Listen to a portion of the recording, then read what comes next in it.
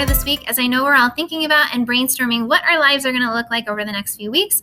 So my hope is to give you some tips, strategies, and things to think about as you start to plan for hybrid learning. One thing that I have to keep reminding myself is that I have to keep it simple as possible for me and for my students, so that way we can get our balance as we return.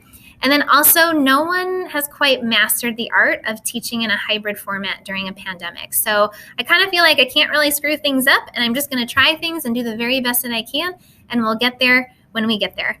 So here we go. My first plan and tip for you is about that rotating Monday. So for me, that has been really, really tricky. So if you're going to try some asynchronous and synchronous activities, it's best to try to keep that Monday as a synchronous day. Get everyone on the same page. Everyone's doing the activity.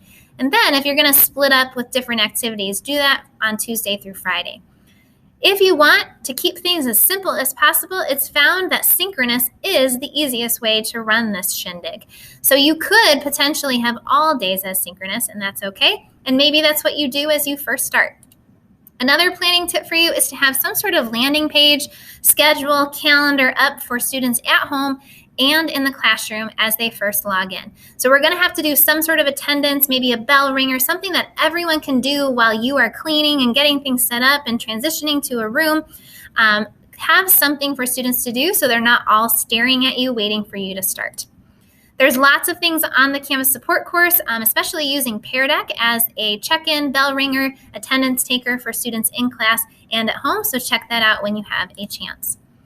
My next tip for you would be how you're going to use your time for the rest of the week, and then how you're going to use your first few days when students are with you. So I sent out a survey to students in all my classes just to get an idea of where they were at. And it was interesting because a lot of students are so super excited to be back in the building, but some are really apprehensive and nervous about it and have questions about it. So it was really great to see where they're at. I could touch base with them individually or as a whole group, depending on how they filled out that survey. And then when I'm planning for those first few days when they're with me, I have to keep in mind that we're going to need some time to figure it out. So we're going to be getting to know each other. We're going to have some fun. We're going to take it easy that first few days as we figure everything out together. My last tip for you is a long one, and it's about Canvas. So I have to remember that there is a lot less time for kids to log into Zoom. So I want to make sure that my Zoom link is front and center and very clear for all students about where to go when they get in, because the day is going to go faster. It's going to go quicker for us and for the students, and we need to make sure they get into Zoom as quickly as they possibly can. So another thing to think about in Canvas is how you're going to set up your modules. So my suggestion has always been to have some sort of calendar or overview where they are going to go every single day to know what they're supposed to do. You could also use modules, that text header option, to make it very clear of here's what you're going to do if you're at home and here's what you're going to do if you're in the classroom. So that text header option is really, really nice in modules as well. The last thing you have to think about in Canvas is how you're going to set up that weekly overview page. Maybe if you're doing things synchronously, it doesn't change very much, but that planning will eventually change. So think about how you want to set up that calendar for students, whether it's color coding or links to certain activities. Think about how you're going to get kids to their activities as quickly as possible.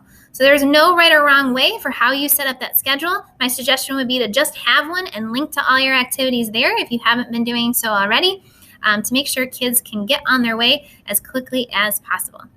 And then lastly with planning is just, again, thinking about, do you want to go full synchronous or do you want to have kind of rotating activities? My suggestion, again, would be to start with synchronous, make it easy on yourself, and then when you're feeling ready, try to do a breakup into different activities depending on what you need them to do. So on Friday, I sent you some tech setups, some guides, some tutorials, and some things to think about. And I would encourage you to play with whatever setup you're going to go with. So try to hook up your Bluetooth.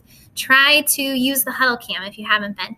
Try to go in extend mode with your projector to see what students in class and at home might see. So just play with it. And if you have questions, feel free to reach out.